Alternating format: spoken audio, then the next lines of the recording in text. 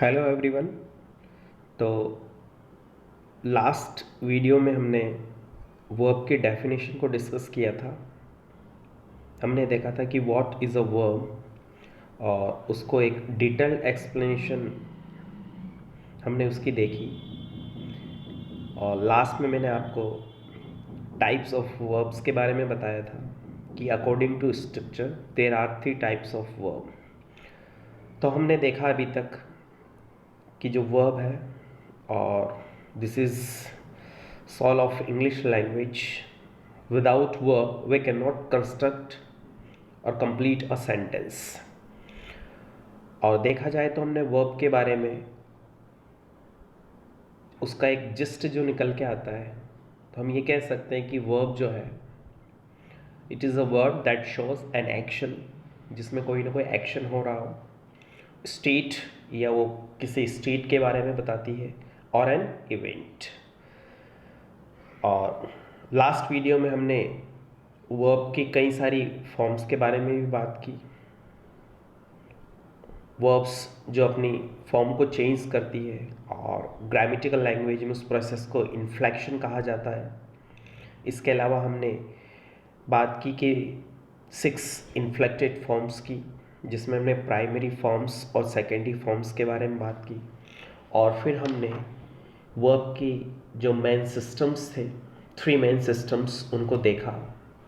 और वो कौन कौन से थे, जिसको शॉर्ट में टेम कहा जाता है। टेंस, एस्पेक्ट और मूड। टेंस हम सभी जानते हैं, प्रेजेंट टेंस, पास्ट टेंस और फ्यूचर। हमने एस्पेक्ट के बारे में बात की कि एस्पेक्ट जो है ये बताता है कि कोई भी एक्शन या तो फिनिश हो चुका है या फिर वो प्रोसेस में है। तो एस्पेक्ट में हमने प्रोग्रेसिव एस्पेक्ट, जिसमें कॉन्टिन्यूस टेंस आते हैं, और परफेक्ट एस्पेक्ट, जिसमें परफेक्ट टेंसेस के बारे में हमने बात की। थर्ड हमने जो देखा था सिस्टम में, मूड। और मूड में जो हमारी मॉडल ऑक्सिलरीज हैं, जिसमें मॉडल ऑक्सिलरीज जो हमारी 13 मॉडल ऑक्सिलरीज हैं, उनके बारे में हमने डिस्कस किया था। मॉडल ऑक्सिलरीज जो 10 मॉडल ऑक्सिलरीज हैं, और रिमेनिंग 3 जिनको मार्जिनल मॉडल ऑक्सिलरीज कहा जाता है। और फिर लास्ट में हमने देखा था टाइप्स ऑफ वर्ब्स, यानी कि according to structure there are 3 types of verbs in English grammar. यहाँ तक हम पढ़ चुके हैं। अब हम नेक्स्ट जो है इसके टाइप्स के बारे में बात करने जा रहे हैं। तो टाइप्स में मैंने आपको बताया था कि there are 3 types of verbs. वैसे तो वर्ब्स के कई सारे टाइप्स हैं। लेटर ऑन या नेक्स्ट वीडियोस में हम will talk about some other types of verbs. यहाँ पर अकॉर्डिंग टू स्ट्रक्चर के आधार पर हमने वर्ब्स को 3 भागों में डिवाइड किया है, 3 टाइप्स में। एक्शन वर्ब्स, जिसमें ट्रांजिटिव और इंट्रांजिटिव वर्ब के बारे में हम बात करेंगे। लिंकिंग वर्ब्स, जिनको ऑक्सिलरी वर्ब्स भी कहा जाता है। और तीसरी होती है हेल्पिंग वर्ब्स, जो हेल्प करती है मेन वर्ब की, और इनको मॉडल वर्ब्स भी कहा जाता है। चलिए सबसे पहले देखते हैं एक्शन वर्ब्स। एक्शन वर्ब्स क्या होती है, डेफिनेशन देखिए। Action verbs are words that express action, जिसमें कोई ना कोई एक्शन हो रहा हो, जैसे गिव, ईट, वॉक एक्सेट्रा। ये कुछ ऐसी वर्ब्स हैं जो एक्शन वर्ब्स कहलाती हैं। और पोजीशन, या फिर हम बात पोजीशन की कर रहे हो, जैसे हैव, हैज़ या हैव, ओन, OWN, मतलब रखना किसी चीज़ को, होना अपने पास। ठीक है। तो एक्शन वर्ब में सिर्फ एक्शन ही नहीं, पोजीशन को भी हम इंक्लूड करते हैं। Action verbs can be either transitive और इंट्रांजिटिव, ये 2 तरह की होती हैं। तो सबसे पहले हम बात करते हैं कि ट्रांजिटिव या ट्रांजिटिव, दोनों तरह से प्रोनाउंस किया जा सकता है। तो ट्रांजिटिव वर्ब्स क्या होती हैं, a verb which requires a direct object, जिसमें एक डायरेक्ट ऑब्जेक्ट होता है, is called a transitive verb. अब ये डायरेक्ट ऑब्जेक्ट क्या होता है, इसके बारे में देखेंगे। Verb which requires a direct object is called a transitive verb. A transitive verb needs a direct object to complete its meaning. यानी कि अगर किसी भी सेंटेंस में सब्जेक्ट, वर्ब और अगर कोई ऑब्जेक्ट दिया गया है और अगर वो डायरेक्ट ऑब्जेक्ट है तो हम कह सकते हैं कि उसमें जो वर्ब यूज़ की गई है दैट इज़ ट्रांजिटिव वर्ब। इसमें मैंने ये लिखा हुआ है सेंटेंस में व्हाट और हुम। आगे हम इसके बारे में बात करेंगे कि व्हाट और हुम क्या है। ये देखिए, जैसे एक सेंटेंस है the peon rang the bell. ये एक सेंटेंस है, इसमें हम सभी जानते हैं कि द पियन एक सब्जेक्ट है, रैंग ये एक वर्ब है और द बेल ये ऑब्जेक्ट है। और ये किस तरह का ऑब्जेक्ट है? Direct object.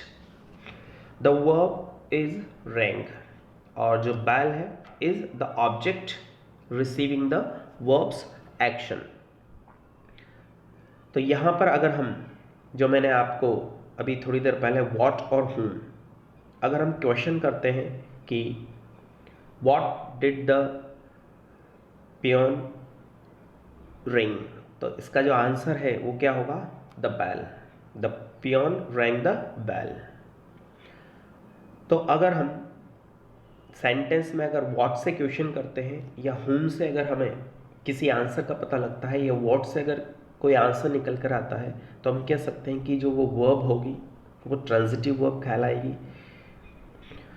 सम वर्ब्स, आगे देखिए एक नोट डाला हुआ है, सम वर्ब्स या सम ट्रांजिटिव वर्ब्स जैसे give, ask, offer, promise, tell, ये जितने भी वर्ब्स हैं हैव टू ऑब्जेक्ट्स। ये दो ऑब्जेक्ट्स लिए हुए होती हैं, direct and indirect. Direct object और इनडायरेक्ट ऑब्जेक्ट क्या होते हैं? डायरेक्ट ऑब्जेक्ट जो ऑब्जेक्ट्स के लिए यूज़ होते हैं, नॉन लिविंग थिंग्स के लिए, और इनडायरेक्ट ऑब्जेक्ट जो पर्सन्स के लिए यूज़ किए जाते हैं। ऑफ कोर्स अगर बात पर्सन्स की जा रही है एज एन ऑब्जेक्ट तो वो इनडायरेक्ट ऑब्जेक्ट कहलाएगा, और बात किसी नॉन लिविंग थिंग या कोई ऑब्जेक्ट की जा रही है, किसी भी तरह की ऑब्जेक्ट की, तो वो डायरेक्ट ऑब्जेक्ट कहलाएगा। जैसे she gave me an apple, तो यहाँ पर जो गेव है ये एक ट्रांजिटिव वर्ब है क्योंकि इसके बाद ऑब्जेक्ट यूज़ किया गया है, और ऑब्जेक्ट दोनों तरह के ऑब्जेक्ट है। मी जो कि एक इनडायरेक्ट ऑब्जेक्ट है और एन एप्पल जो कि एक डायरेक्ट ऑब्जेक्ट है। Our grandmother told us an interesting story, तो यहाँ पर भी बात टेल जो है हमारी, टोल्ड ये एक ट्रांजिटिव वर्ब है, उसके बाद आने वाले जो ऑब्जेक्ट्स हैं अस ये इनडायरेक्ट ऑब्जेक्ट है क्योंकि पर्सन को डिफाइन कर रहा है, और एन इंटरेस्टिंग स्टोरी ये एक डायरेक्ट ऑब्जेक्ट है। उसी तरह से the broker offered me some money, तो मी और सम मनी दोनों तरह के ऑब्जेक्ट्स हैं। तो कहने का मतलब है कि ट्रांजिटिव वर्ब जो है which requires both objects, direct और इनडायरेक्ट, और दोनों में से एक भी हो सकता है, तो these verbs are known as transitive verbs. Second हमारा जो है एक्शन वर्ब्स में हम बात करते हैं इंट्रांजिटिव वर्ब्स। ये क्या होती है? A verb which does not require any kind of object, यानी कि जिसमें वो वर्ब जो किसी भी तरह का ऑब्जेक्ट जिनमें नहीं होता है, किसी भी तरह का एनी काइंड ऑफ ऑब्जेक्ट, यानी कि दो तरह के ऑब्जेक्ट की हमने बात की थी जिसमें डायरेक्ट भी ना हो और इनडायरेक्ट ऑब्जेक्ट भी ना हो, टू कंप्लीट इट्स मीनिंग। यानी कि अगर कोई सेंटेंस है और उसमें किसी भी तरह का कोई ऑब्जेक्ट नहीं है और फिर भी अगर उस सेंटेंस का मीनिंग कंप्लीट है तो हम कहेंगे कि उसमें जो वर्ब है वो क्या कहलाएगी? Intransitive, is called an intransitive verb. Second देखिए, a verb which does not need an object to make complete sense is called an intransitive verb. It can stand alone in the predicate because its meaning is complete. यानी कि किसी भी sentence में, sentence के दो ही part होते हैं, subject और प्रेडिकेट। तो प्रेडिकेट वाला जो पार्ट होता है सब्जेक्ट को छोड़ करके, उसमें अगर ऑब्जेक्ट नहीं है और फिर भी उस सेंटेंस का मीनिंग अगर कंप्लीट है तो फिर भी उसमें जो यूज़ की गई है, उस सेंटेंस में जो वर्ब यूज़ की गई है, दैट विल बी इंट्रांजिटिव। एक और डेफिनेशन देखी, an intransitive verb never has a direct और indirect object although it may be followed by an adverb. हाँ, अगर डायरेक्ट ऑब्जेक्ट या इनडायरेक्ट ऑब्जेक्ट ना हो तो फिर क्या हो सकता है, कुछ एडवर्ब्स भी यूज़ हो सकती हैं या पूरा एडवर्बियल फ्रेज को भी हम यूज़ कर सकते हैं और नहीं भी कर सकते हैं। May be followed, there is no object to receive its action. जैसे the sun rises in the east. अब हम बात करें यहाँ पर कि राइजेस के बाद एक फ्रेज आया हुआ है इन द ईस्ट, तो हम कह सकते हैं कि ये ऑब्जेक्ट नहीं है, ये सिर्फ एज एन एडवर्ब फ्रेज इसको यूज़ किया गया है। द वर्ब, इसमें जो वर्ब है राइजेस, और जो फ्रेज है मॉडिफाइज द वर्ब, ये वर्ब को ही मॉडिफाई कर रहा है, but no object receives the action. उसी तरह से शी स्नॉर्स अ लॉट, यहाँ पर अ लॉट ये कोई ऑब्जेक्ट नहीं है। My teacher speaks loudly, loudly जो है कोई ऑब्जेक्ट नहीं है। The man died, no requirement of object, क्योंकि सेंटेंस का मीनिंग कंप्लीट है। और अगर फिर भी अगर आपको कोई कन्फ्यूज़न होता है तो आप व्हाट और whom से क्वेश्चंस बनाएं, और अगर कोई आंसर मिलता है तो वो वर्ब जो है हमारी ट्रांजिटिव होगी, और अगर कोई आंसर हमें किसी भी तरह का आंसर नहीं मिलता है तो वो इंट्रांजिटिव होगी। द मैन डाइड, तो यहाँ पर अगर आप व्हाट से क्वेश्चन करेंगे तो भी इसका आंसर हम नहीं दे सकते, और अगर whom से करेंगे तो भी हम इसका आंसर नहीं दे सकते। शी इज सिटिंग, व्हाट से क्वेश्चन कीजिए, व्हाट नहीं, हु से तो हम कर सकते हैं, who is sitting, she is sitting, तो सब्जेक्ट एज अ सब्जेक्ट, हमें यहाँ पर ऑब्जेक्ट के बारे में बात कर रहे हैं, व्हाट और whom। तो ये जितनी भी वर्ब्स हैं they all are intransitive verbs because they have no object, ना तो डायरेक्ट होता है और ना ही इनडायरेक्ट ऑब्जेक्ट, और उनके बाद अगर कोई एक फ्रेज भी होगा तो वो एज एन एडवर्ब यूज किया जाएगा, जैसे यहाँ पर इन द ईस्ट, लाउडली, इस तरह से। Next, linking verbs. तो टाइप्स ऑफ वर्ब्स में सेकंड जो टाइप है वो है लिंकिंग वर्ब्स।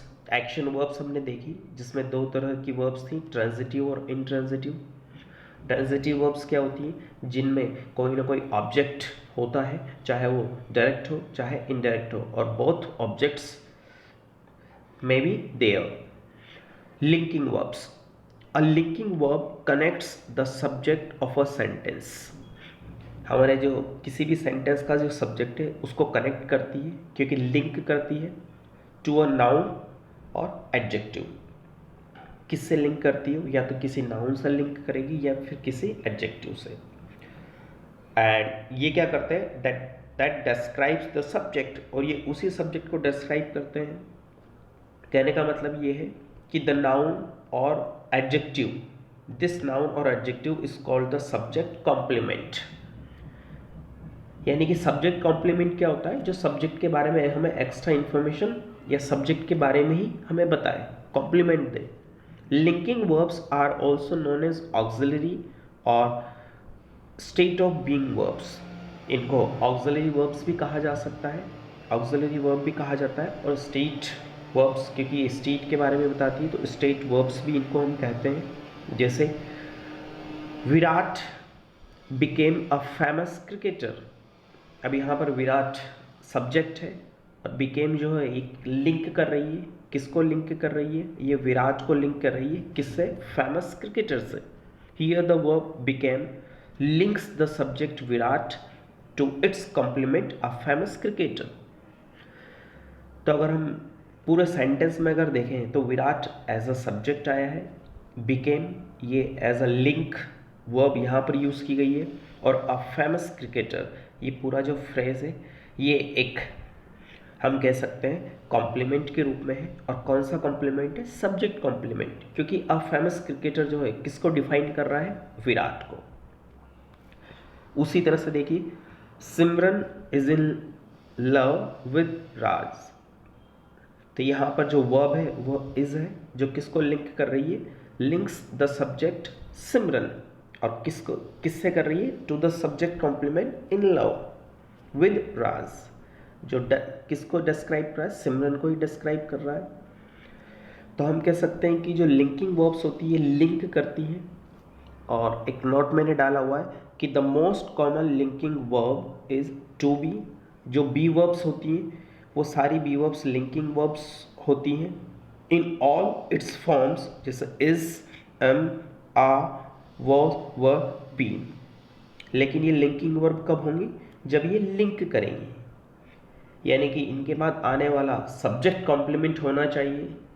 और वो किसको डिफाइन करना चाहिए? जो हमारे मेन सेंटेंस में जो सब्जेक्ट है उसी को ही वो कॉम्प्लीमेंट करे।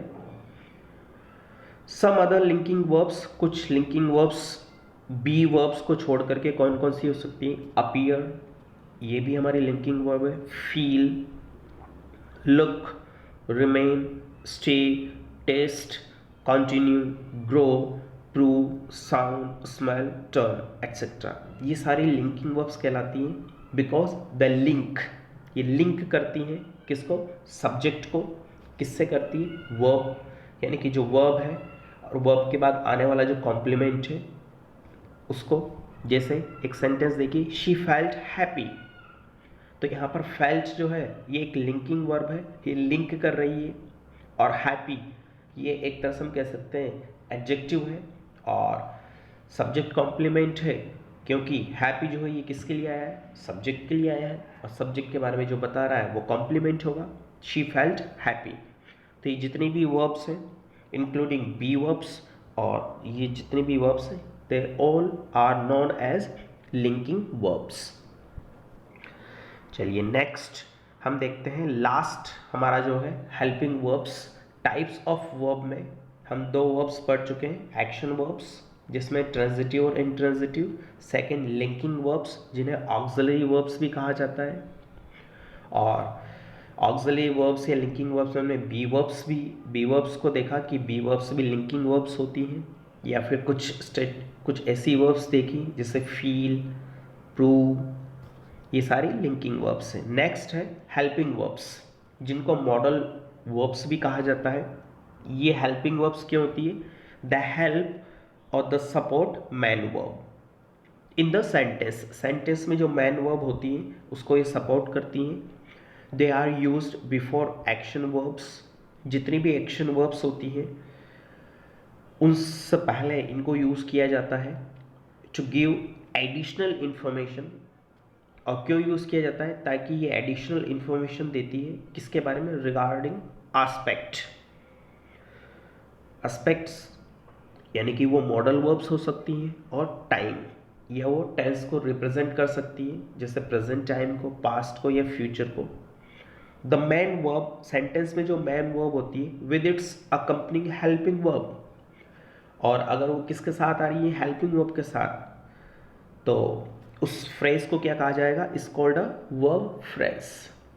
यानी कि कोई मैन वर्ब है सेंटेंस में और उसके साथ कोई एक हेल्पिंग वर्ब भी है, चाहे वो मॉडल वर्ब हो, चाहे वो किसी भी टेंस के रूप में हो, तो वो पूरा जो फ्रेज है वो वर्ब फ्रेज कहलाएगा। जैसे देखिए example, Teju is going to America, तो यहाँ पर इज गोइंग जो है, यहाँ पर गोइंग हमारी मैन वर्ब है और इस जो है ये हेल्प कर रही है गोइंग को। तो इस गोइंग को अगर हम देखें तो ये एक वर्ब फ्रेज है।